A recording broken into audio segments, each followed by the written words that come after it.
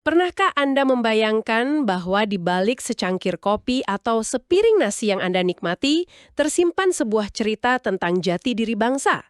Bukan cuma soal rasa loh, tapi soal siapa kita. Pertanyaannya, di dunia yang menuntut semuanya serba sama, seragam, bisakah keunikan lokal kita ini justru jadi senjata ekonomi terkuat? Selamat datang di pembahasan mendalam kita. Kali ini, berdasarkan materi yang Anda bagikan, kita akan menyelami konsep identitas nasional, tapi dari sudut pandang yang sangat spesifik dan praktis, sebagai modal strategis untuk agribisnis. Dan ini bukan sekedar pembahasan teori ya. Misi kita adalah membongkar bagaimana konsep yang sering dianggap abstrak ini punya dampak yang sangat nyata di lapangan. Kita akan lihat bagaimana bagi Anda sebagai mahasiswa agribisnis, ini bukan lagi tentang kewajiban menghafal Pancasila, tapi tentang bagaimana nilai-nilai itu bisa diubah menjadi keunggulan di pasar global. Oke, mari kita mulai dari dasarnya. Saat kita bicara identitas nasional, apa sebetulnya yang kita bicarakan?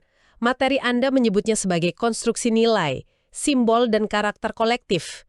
Tapi dalam bahasa yang lebih membumi, itu apa ya artinya? Anggap saja seperti semacam DNA sebuah bangsa gitu. Tapi DNA yang tidak statis. Yang menarik dari sumber Anda adalah penekanannya bahwa identitas ini dinamis. Ia hidup. Hidup ya? Betul. Ia dibentuk dari ribuan tahun perjumpaan budaya di Nusantara, dari jalur rempah yang merupakan cikal bakal perdagangan agraris kita. Hingga pengalaman kolektif kita melawan kolonialisme. Persis. Jadi ini bukan sesuatu yang kita terima jadi, tapi sesuatu yang terus kita rawat dan bentuk bersama. Artinya, pertanian dan agribisnis bukan sekedar objek dari identitas itu, tapi juga ikut membentuknya sejak awal. Nah, kalau begitu, apa yang membuat DNA bangsa agraris seperti Indonesia ini unik? Materi Anda membaginya jadi 4 ciri khas. Betul, dan keempatnya ini saling mengunci. Pertama, ada manifestasi karakter. Sumbernya dari nilai spiritualitas, sejarah perjuangan, dan yang paling penting, bahasa Indonesia yang berhasil menyatukan ratusan suku bangsa. Itu perekatnya ya? Perekat utamanya. Kedua, ini yang sangat relevan, adalah modal sosial, yaitu gotong royong. Ini bukan cuma slogan 17-an loh. Di dunia agribisnis, ini adalah sistem operasi kelompok tani dan koperasi. Ini cara kita bekerja. Dan 2 yang terakhir ini sepertinya langsung ke jantung agribisnis, basis kultural agraris dan relasi dengan alam. Jadi cara kita bercocok tanam itu sudah jadi bagian dari budaya kita, bukan sekedar pekerjaan. Tepat sekali. Relasi dengan alam ini bukan sekedar konsep go green modern. Ini adalah pandangan hidup yang sudah mendarah daging, di mana lahan itu bukan cuma aset produksi, tapi juga ruang hidup yang harus dihormati. Keempat hal ini, karakter, gotong royong, budaya agraris, dan harmoni alam adalah satu paket utuh yang jadi ciri khas kita. Benang merahnya jelas, tanah dan air. Ini membuat peran perguruan tinggi menjadi sangat strategis ya, bukan cuma mencetak sarjana pertanian, tapi juga membentuk penjaga identitas ini. Saya lihat di materi Anda ada contoh yang sangat kuat soal ini. Studi kasus tentang beras Adan Krayan. Nah, kasus beras Adan Krayan ini benar-benar membalikkan logika pasar biasa. Coba bayangkan, Anda petani di Pegunungan Krayan, Kalimantan Utara. Kalau Anda coba bersaing harga dengan beras dari lumbung padi raksasa di Jawa, Anda pasti kalah. Jelas, dari ongkos logistik saja sudah tidak masuk akal. Tepat. Jadi, mereka melakukan sesuatu yang jenius. Mereka berhenti menjual beras dan mulai menjual cerita. Menjual cerita? Betul. Mereka tidak bilang, beras kami murah dan pulen, tapi mereka bilang, ini adalah identitas budaya Dayak Lundaye yang bisa Anda nikmati. Mereka menjual sistem pertanian wetland tradisional mereka menjual keaslian. Hasilnya? Hasilnya, tiba-tiba mereka tidak punya pesaing. Mereka menciptakan kategori pasar premium mereka sendiri yang bahkan menarik wisatawan. Ini bukti paling nyata bahwa identitas bukan pajangan, tapi aset ekonomi. Wow, itu benar-benar mengubah cara pandang. Jadi, jika identitas ini begitu kuat, kalau kita coba bedah lagi, apa sebetulnya bahan baku utamanya? Apa saja blok bangunan yang membentuknya? 3 yang paling fundamental. Pertama, pengalaman sejarah kolektif kita, terutama pahitnya kolonialisme dan semangat anti-kolonialisme yang menyatukan kita. Ini yang memberikan kita alasan moral untuk menjadi satu bangsa. Oke, itu yang pertama. Kedua, bahasa Indonesia sebagai perekat.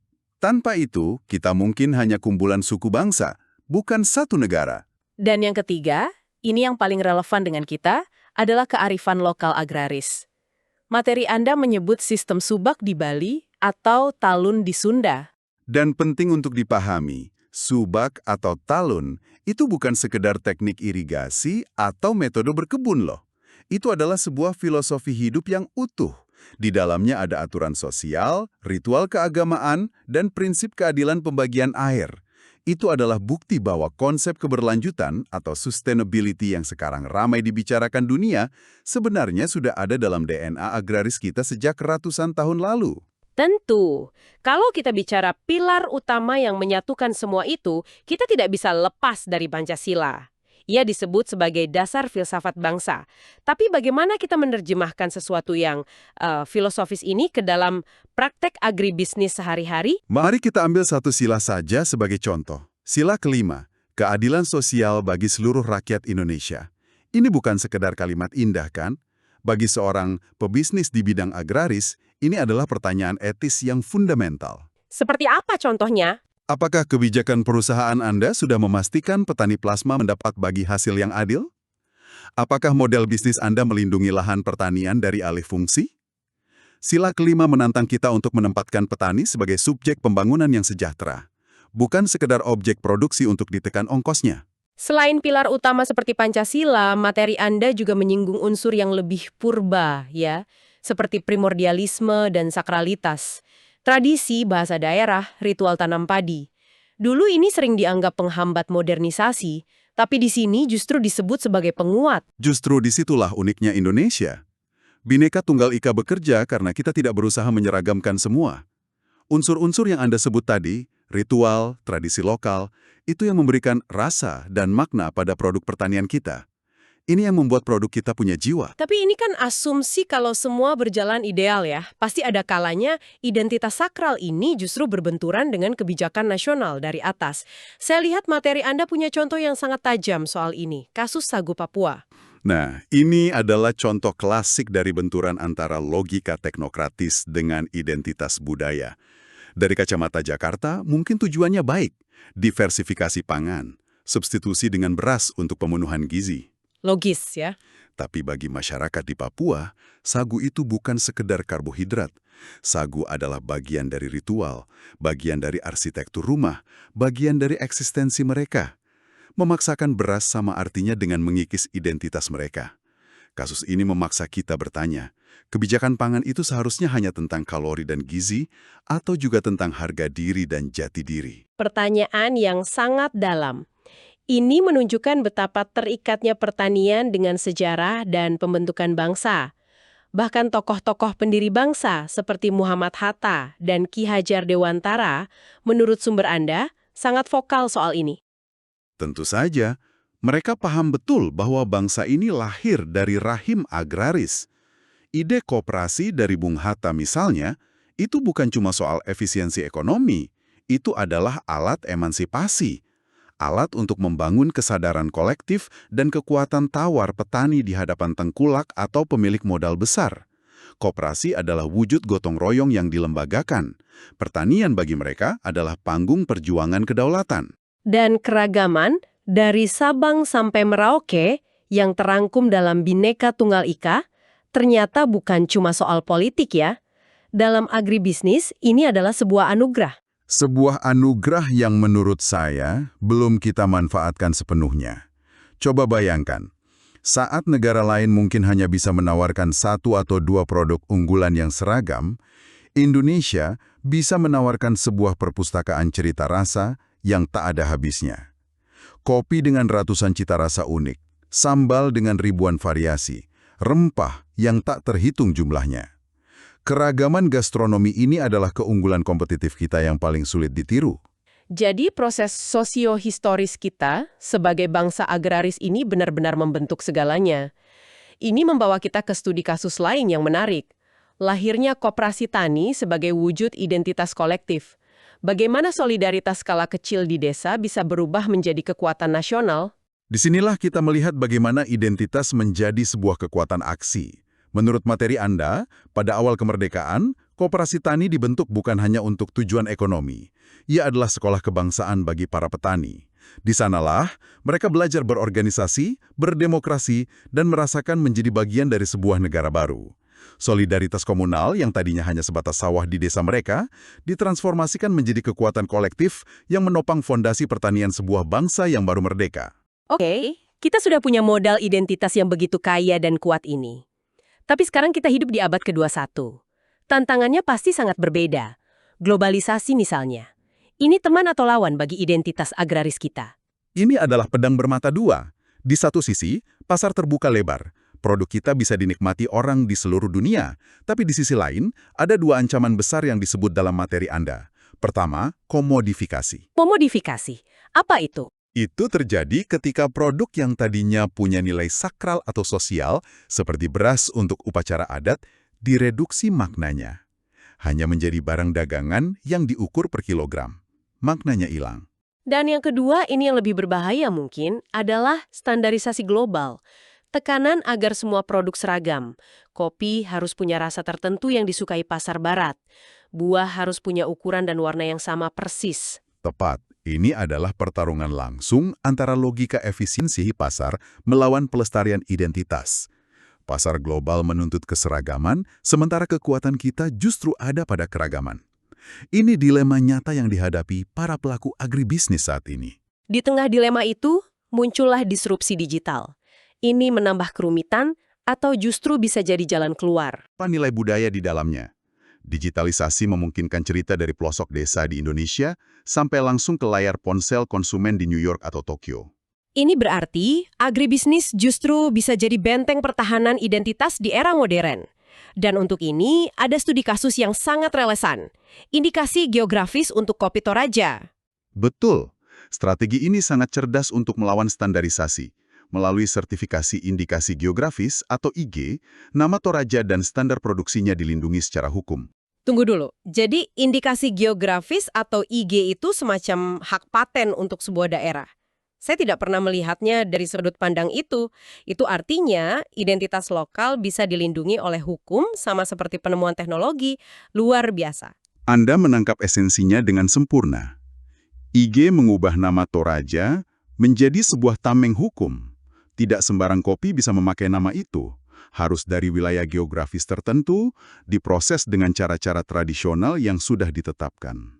Dampaknya, petani terlindungi dari pemalsuan, nilai budaya dari prosesnya terjaga, dan yang terpenting, mereka mendapatkan harga premium yang berkelanjutan.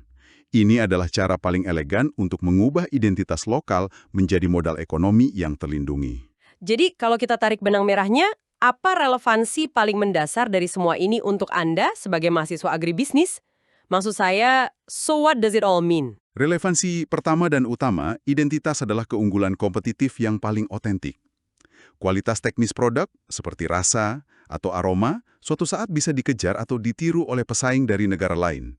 Tapi, cerita asal-usul, motif batik di kemasan, nilai-nilai gotong royong di balik proses produksinya, itu tidak bisa direplikasi.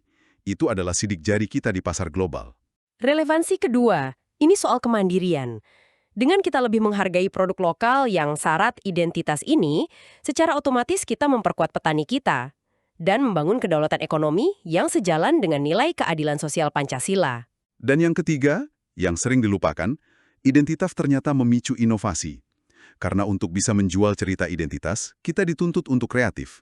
Dan studi kasus terakhir tentang jahe merah Banten adalah contoh yang sempurna. Saya penasaran dengan kasus ini. Apa yang mereka lakukan? Ini adalah model agro-sociopreneurship yang brilian. Sebuah startup lokal tidak hanya menjual bubuk jahe. Coba bayangkan produknya. Kemasannya menggunakan motif batik khas Banten. Lalu di kemasan itu ada QR Code yang kalau dipindai akan menceritakan sejarah Kesultanan Banten dan bagaimana jahe merah digunakan sejak dulu. Mereka berhasil memadukan riset kesehatan modern dengan narasi budaya. Anda tidak lagi membeli jamu, Anda membeli sepotong identitas Banten yang membanggakan. Jadi, mari kita coba rangkum perjalanan kita. Identitas nasional yang sering terdengar abstrak ternyata adalah sesuatu yang sangat konkret. Ia terbentuk dari sejarah, budaya, bahasa, dan berakar kuat pada nilai-nilai seperti Pancasila dan gotong royong. Dan di era globalisasi, Identitas ini memang menghadapi tantangan serius seperti penyeragaman pasar. Namun, jika dikelola dengan cerdas lewat strategi seperti branding berbasis cerita, perlindungan indikasi geografis, dan inovasi digital, ia justru bisa menjadi modal ekonomi kita yang paling kuat dan berkelanjutan. Intinya, ini bukan konsep di awang-awang. Ini adalah aset, dan Anda, sebagai calon pemimpin di sektor agribisnis, punya peran krusial sebagai penjaga sekaligus inovatornya. Sebagai penutup, materi Anda menyajikan beberapa pertanyaan reflektif yang sangat baik untuk dipikirkan lebih lanjut. Kami akan sampaikan ini untuk Anda renungkan. Pertama, bagaimana identitas nasional dapat menjadi sumber diferensiasi produk agribisnis Indonesia di pasar global? Kedua, apakah globalisasi lebih berperan sebagai ancaman atau peluang bagi pelestarian identitas nasional di sektor pertanian? Ketiga, nilai-nilai Pancasila apa yang paling relevan dalam membangun etika agribisnis Indonesia di masa depan? Keempat, mengapa bahasa Indonesia dianggap elemen strategis dalam menjaga identitas nasional? Dan terakhir, bagaimana sektor agribisnis dapat berfungsi sebagai penjaga identitas nasional dalam era digital? Semua pembahasan kita hari ini disaringkan dari materi yang Anda sediakan, yang merujuk pada bahan bacaan dari para ahli seperti Khan, McDowell, serta Prasetyo dan Lestari.